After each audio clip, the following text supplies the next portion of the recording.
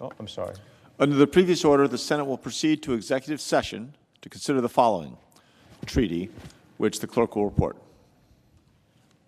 Calendar number 5, Treaty Doc 117-3, Protocols to the North Atlantic Treaty of 1949 on the accession of the Republic of Finland and the Kingdom of Sweden.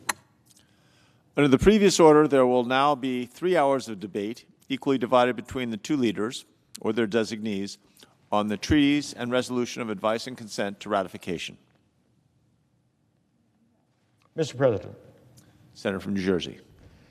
Mr. President, while I know the Senate and the American people's attention has been drawn in many different directions over the past couple of months, and while we are still working through numerous legislative proposals to address real challenges that families across the United States are facing, from high food prices to gas prices to devastating natural disasters exacerbated by climate change, I am here today to encourage my colleagues to support the United States taking an important step forward in affirming our commitment to freedom, democracy, and collective defense, to send a signal to the world that we will unite against those actors who seek to destabilize the supply of food that threatens hunger for millions of people all over the world, who seek to weaponize energy in the middle of an unprecedented heat wave, and who think they can simply invade a neighbor with no consequences. As we grapple with the complex geopolitics, Putin's generals are bombing Ukrainian cities.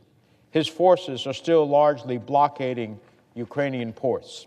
His soldiers are committing war crimes. These are not only attacks on brave Ukrainians, they are attacks on the rule of international law of which we all want to live by. They are attacks on the international order. They are attacks on one of the most deeply held American principles of a nation's right to determine its own destiny. And so, Mr. President, I rise today in support of strengthening one of the greatest tools the United States has to bolster our efforts to protect those very democratic values and our citizens, the North Atlantic Treaty Organization, known as NATO, one of the greatest alliances the world has ever seen. Welcoming Sweden and Finland into the NATO alliance will signal the United States' ongoing commitment to peace, stability, and democracy in Europe and around the world. Enlarging NATO is exactly the opposite of what Putin envisioned when he ordered his tanks to invade Ukraine. Indeed, he may have been trying to test the resolve of the alliance. And I am pleased that we have passed that test with overwhelming unity of vision and purpose. He hoped to quickly gobble up territory to correct what he has called, quote, the greatest geopolitical catastrophe of the century, close quote, which in essence is the dissolution of what was the Soviet Union, with little resistance from the countries who formerly united in a values-based front against the ills of that vision for Europe and for the world. But instead of a quick strike, Ukrainians, from soldiers to school teachers, bravely fought back. Instead of a Russian coup in Kyiv, President Zelensky rallied his nation. Instead of a divided West, we have been more united than ever.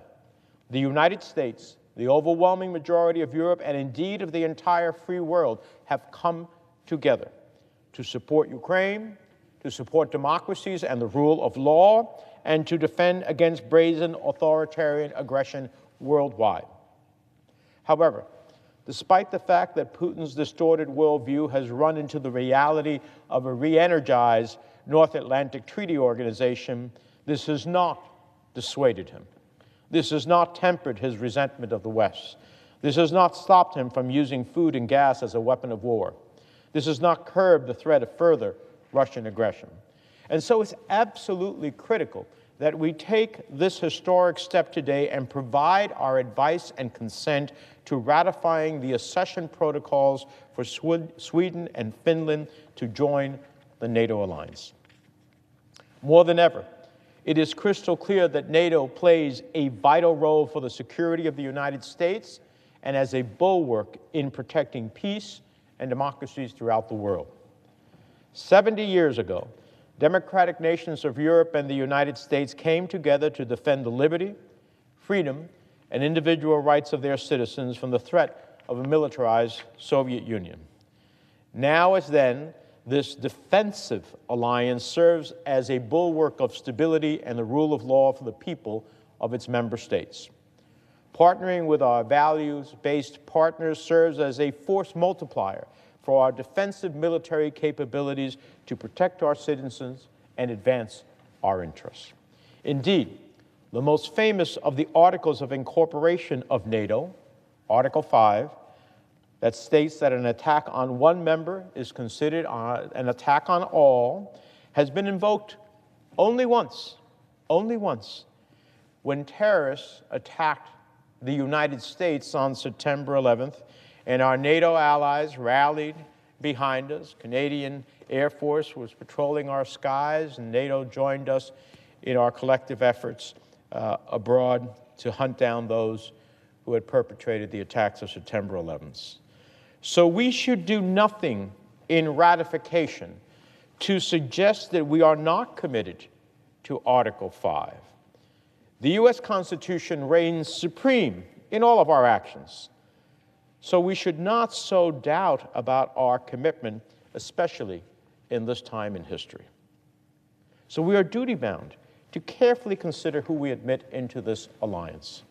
Over the course of its 7-decade history, admission to NATO has been guided by the alliance's open-door policy, as outlined in Article 10 of NATO's founding document, and specific benchmarks that every American administration has used since the founding of NATO. Members must have a functioning democratic political system based on a market economy, fair treatment of minority populations, a commitment to resolve conflicts peacefully, an ability and willingness to contribute to NATO military operations, and a commitment to democratic civil-military relations. Mr. President, Sweden and Finland meet and exceed these benchmarks in every respect. Indeed, the qualifications of these two prosperous democratic nations are outstanding and will serve to strengthen the NATO alliance. These are two steadfast NATO and U.S. allies with strong military and democratic institutions. They have every reason to participate in collective defense against potential Russian aggression. And NATO has every reason to embrace and welcome them into the alliance without delay. The people of Sweden and Finland and their governments have shown themselves to be strongly supportive of joining NATO. And in many ways, Finland and Sweden are ideal candidates for NATO membership. Both have large, technologically advanced and growing militaries that are well positioned to integrate into NATO. Both have partnered with NATO, contributing to operations in the Balkans, Afghanistan, and Iraq.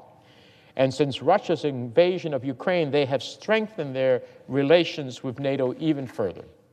They have been engaging in dialogue and consultations. They have been exchanging information, and they have been coordinating training and exercises. In fact, given geography and history, Finland and Sweden have long equipped their militaries and prepared their societies for the prospect of Russian aggression. Their participation in NATO would reduce the burden on the United States and the whole military alliance. Finland already spends more than 2% of its GDP on its defense budget, and Sweden has repeatedly publicly committed to reaching that target as soon as possible.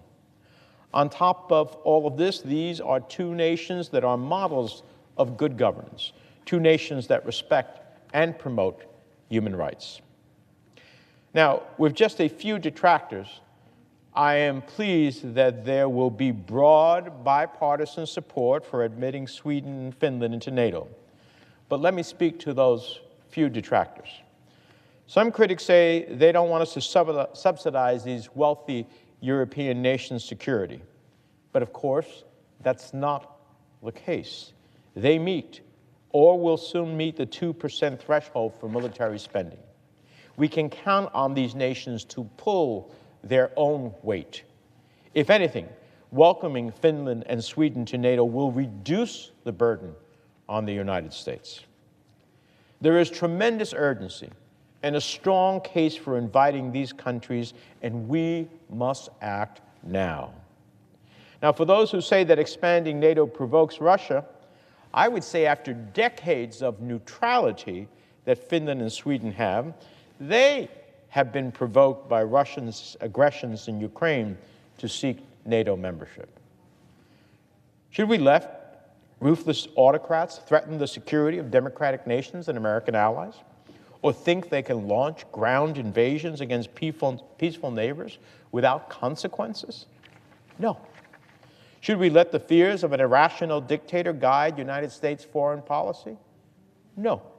Should we appease a brutal butcher like Putin? No. The European public says no. The American public says no. And I hope the United States Senate says no as well.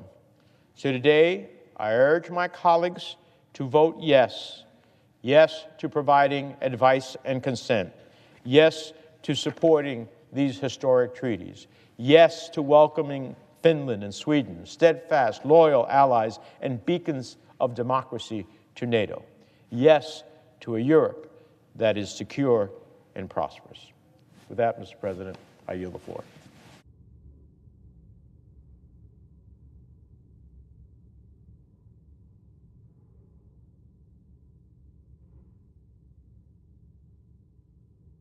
Mr. President, Senator from Nevada. in the months since the Supreme Court struck down Roe versus Wade, the assault on reproductive rights by anti-choice MAGA Republicans, well, it's been relentless.